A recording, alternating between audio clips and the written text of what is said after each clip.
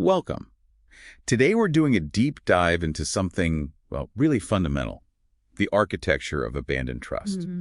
We're looking at how systems we all depend on start to break down based on some really insightful, maybe even painful source material. Yeah, it's quite the diagnosis. And what's really striking is where it starts, not with the collapse, but way before that, Right. with what the source calls the original covenant. This idea that foundational trust, let's call it N1, was sort of offered freely, like an open hand. Okay. And that trust is what enabled the really slow, deep investments. N3, think, building massive dams, things that take decades, or even funding moonshot ideas back in the day. Yeah, planting a tree for the next generation, Yes. essentially.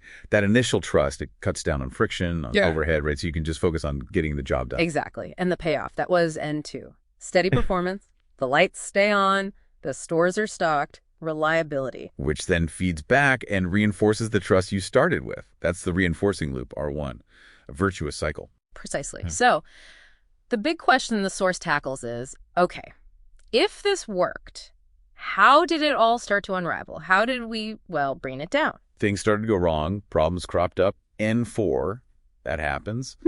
But the response changed, didn't it? It really did. Slow, became unpopular, politically risky, maybe. So we started rejecting the hard foundational fix. That's B2, the path not taken. And Instead, we got hooked on the fast, visible fix, N5, the quick win. But hold on, sometimes you do need quick fixes, don't you? Like systems need to adjust to shocks or inflation or whatever. What does the source say about that? That's a fair point, and the source acknowledges necessary adjustments. But it argues this got twisted into something else, an addiction loop. Addiction loop. Yeah. The political payoff for a quick fix is huge. It's immediate.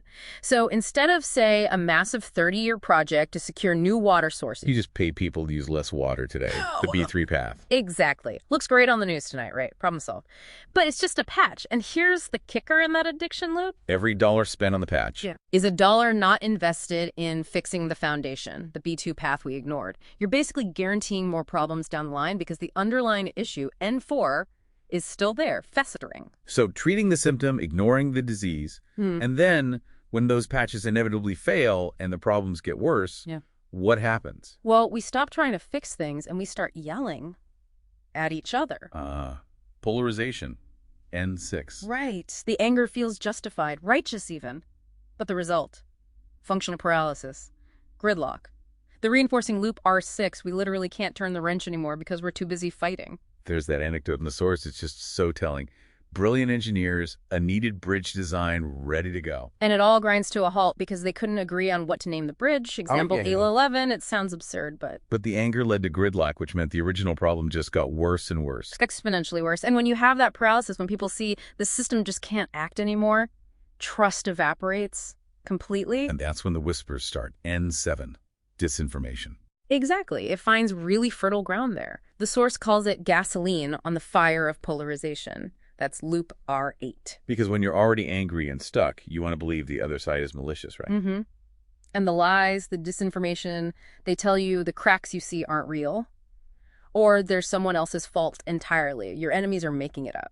Which leads to this state the source calls living death. Just constant crisis, constant blame, flickering lights, empty shells becoming normal, these shrieking spirals of R6, R8, even R11, which points blame away from the core issue. It's a trap. And connecting this to the bigger picture, the source suggests the only potential turning point, the only chance for a rebirth.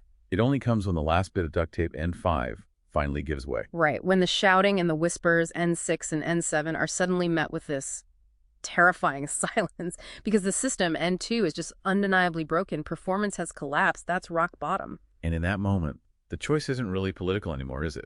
No, it's existential. Do we freeze, pointing fingers, trying to find someone, anyone to blame? Or do we start the hard, slow work of actually rebuilding? And the bridge we need to rebuild first isn't concrete. No, it's trust. N1. That requires quiet, unglamorous investment. N3, in a future we actually share. It means consciously rejecting the sugar high of the quick fix and the easy answers of polarization.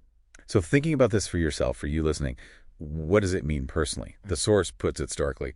We will not be the people we were. We will be scarred. We will be humbled. That humility seems key. Yeah. So the final thought is this. With that humility, what's the one solid stone you can find in the wreckage right now? What small, maybe unglamorous, foundational investment can you make today to start rebuilding trust instead of reaching for another quick fix or just joining the shouting? That's the path out.